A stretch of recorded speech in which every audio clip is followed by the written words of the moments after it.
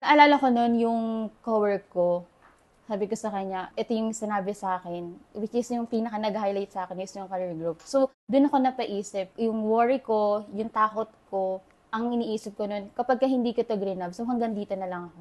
Ito lang Wow. ako. Isang department lang ako ng accounting.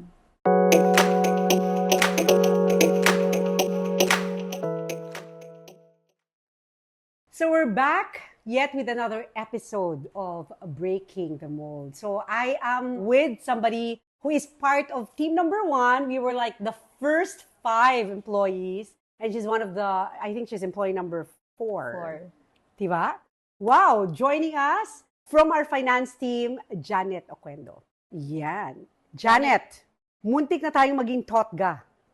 For Yes. those who don't know what that means, the one that got away. Because you almost did not accept the offer. What's with you, Yes. man? Actually, nung di ba, kwento ko lang Marie yung natin, yung naging journey natin dito. So, galing ako talaga sa big company, which is di ko na rin naman mabanggit. Yes. Doon meron akong team, as in full load, and Yes. part ako ng isang department na ng accounting. Right. Then, nung nalaman ko na natanggap nga ako dito sa EBI. Then EBI Solutions, now Radix, correct, Yes. correct. Parang yung self-confidence ko na ako lang mag-isa is sobrang baba pa nun, nung time na yun. Yung self-esteem ko, yung takot ko, yung worry ko is Right. sobrang takot talaga ako na baka hindi ko kayanin. As startup lang din ako nun, yung bagong lang din sa field ng accounting. Right. So, yung una talaga na tumatak sa akin is hindi ko kakayanin. Correct. Hindi ko kakayanin na baka yung tiwala ninyo, yung trust ninyo is hindi ko talaga ma-meet. Got it. And now, because we almost didn't work together, almost, right? In March of 2021, March 1, you still decided to join then EBI, now Radix. So what was the decision point? What was the anchoring point of that decision? I think yung talagang pinakatumatak sa akin, Marie, naalala ko noon, nung nag-know ako. Remember, nung nag-know ako noon, tumawag kayo ulit sa akin. Nagulat si Marie kung bakit ako nag-know kasi I did well naman daw sa interview. Tapos, lahat naman daw parang okay sa akin. So, nagulat ako as a millennial na bakit ako mag-no. Yung parang, di ba tayo mga kabataan, go lang ng go, new opportunities, go I ng know. go. Biglang nagulat kayo na nag-no ako. So, nung pangalawang call niya sa akin noon, tandang-tanda ako, sinabi niya sa akin na as an HR person, nakikita ko sa'yo na nag-i-start ko pa lang, pero lahat ng dumaan sa akin na tao na katulad mo, nagti-thank you sa akin ngayon. Natandaan ko yun. Nagti-thank you sa akin ngayon kasi yung career nila talaga is talagang leader na sila ng malalaking company.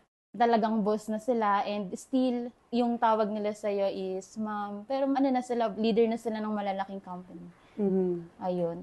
Ako daw naiiyak. Ay, Ayun. Naalala ko noon yung cowork ko. Sabi ko sa kanya, ito yung sinabi sa akin, which is yung pinaka nag-highlight sa akin is yung career growth. So, doon ako napaisip, yung worry ko, yung takot ko, ang iniisip ko noon, kapag hindi ko to grinab, so hanggang dito na lang ako. Ito lang Wow. ako. Isang part lang ako, isang department lang ako ng accounting. Kasi nung kinausap niyo ako na, di ba, parang ako lang mag-isa, wala akong team. Di ba? Kasi Yes. startup company siya. Pero hindi ko inisip yun talaga. Hindi ko din inisip actually yung offer sa akin, yung salary, hindi ko siya inisip. Talagang yung career growth. And na-imagine ko na yung sarili ko na someday, ako yung magti-thank you sa inyo. Kasi ako na yung leader ng malaking company. Exactly. No, I'm so like nostalgic right now, recalling that particular piece of our memory together. But now, so take me forward, 3 years forward to where we are right now. May naituro ba sa'yo ang Radix? I mean, was that promise even true to some level of extent? Like where you are from March 1, 2021 to now, July 2024. Malaki, sobra. Unang-una, syempre, yung career ko. Hindi ko na iniisip na ito lang ako, isang maliit na empleyado na parang machine na paulit-ulit ginagawa, yung monthly, yung daily, pati yung weekly ko, kailangan ito lang ako. Pero ngayon hindi. Yung career ko na kumakausap ko ng una, yung kumakausap ako ng malalaking tao sa iba't ibang company, sa global company, di ba? Nakakakilala ko ng iba't ibang malalaking tao talaga. And syempre, pangalawa, financially. Financially, Unang-una, nakakapag-grocery ako ng above dun sa talagang binabudget. Kaya akong bumili ng mga bagay na gusto ko. Pero wala pa ako dun sa point talaga na pikit mata talaga akong bibili ng mga things na gusto ko. Pero I know na we are in that Yes. direction, right? yes, sobra. So, wow, kataba ng puso ito, no? But if you only have 3 things to highlight in your 3 years of stay, what would you highlight as the most memorable, shall we say, milestones or achievement that you have with Radix? Unang-una yung communication. Sobrang baba ng confidence ko and hindi ko talaga kayang humarap sa maraming tao. Pero with Radix, talagang natutunan ko na i-conquer yung stage fright ko. Kahit papaano, hindi pa naman sobra, pero kahit papaano talagang I know. nakakapagsalita na ako sa harap. Then pangalawa, syempre yung yung career growth ko sa Radix. I know na the end-to-end, hindi naman sobra, pero end-to-end ng Yeah. accounting. You know the business inside out. Yes. And malaking help din sa akin yung legal side ng accounting. Kasi kapag nasa big corporation ka at part ka lang talaga ng isang department dun, yun lang dun ka lang like AP, AR, dun ka lang. Pero dito, natutunan ko yung iba't ibang aspect ng accounting, iba't ibang department, as in end-to-end siya. Then yung third is yung family feeling na work environment. Wow. Yan. Alam naman natin na sa big corporation, yung team mo lang talaga yung magiging kasundo mo dun. Diba? Sila yung lagi mong co-work. Pero Yes. dito sa Radix, yun nga, even the CEO, walang mom and sir, talagang makakasalamuha mo lahat. Wow. Thank you. Nakaka-proud. Nakaka-proud. And as of the time of this recording, I just want to say that Janet has recently been promoted to Head of Finance and Pricing for Radix HR. She's now an assistant manager where she started as supervisor. So we're very, very, very Thank proud you. of her, actually. Last question. Muntik na kaming the one that got away.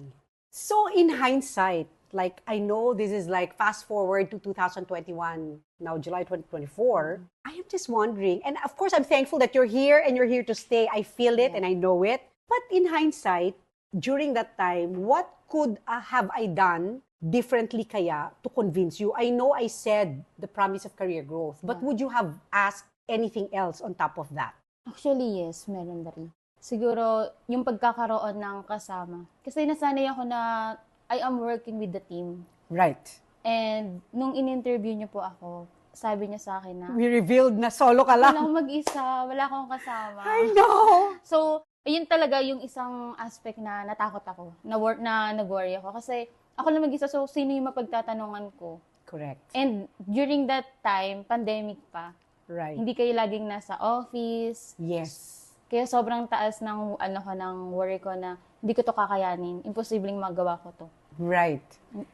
Yun. So pinangungunahan ko na talaga na hindi ko kakayanin to. Right. And good thing we called you. Yeah. And you know what? I think baka may mga subscribers or those who will watch and will say, so now what happened? Is she alone? Yes, but we gave her her own mentor. Yeah. She has a mentor and from another company who's an expert in finance. We also constantly get support from students to do work for her and her team, no? To do work, lalo na during tax season. But other than that, I think it has worked well for us. We're still a very nimble, small company, but it's working out well, man. Like, put it in. Yeah, we did it, Yeah. right? Thank you. Thank you for your trust. Thank you for not allowing us to be the one that got away. Yeah, All right. thank you too. All right. With that, we thank you for yet another episode of Breaking the Mold.